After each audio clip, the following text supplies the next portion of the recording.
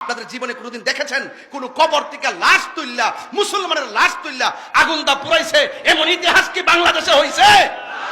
আমরা কি বাংলাদেশ দেখছি? আমরা কি দেখছি? এই জন্যই বলে যে ইসলাম ছিল শান্তির ধর্ম, আজকে ইসলাম ধর্মটারে উগ্রতার দিকে নিয়ে যাচ্ছেন। কোন ব্যক্তি ভণ্ড, কে ভালো মন্দ ডুবতে যখন মারা যায় তখন সেটা আল্লাহর হাতে ছেড়ে দিতে হয়। আপনি বলুন তো, একটা মানুষ মারা যাওয়ার পরে কবর থেকে উঠায় আগুন ধরানো কি ইসলাম এলাও করে? এক কথা বলে এলাও করে?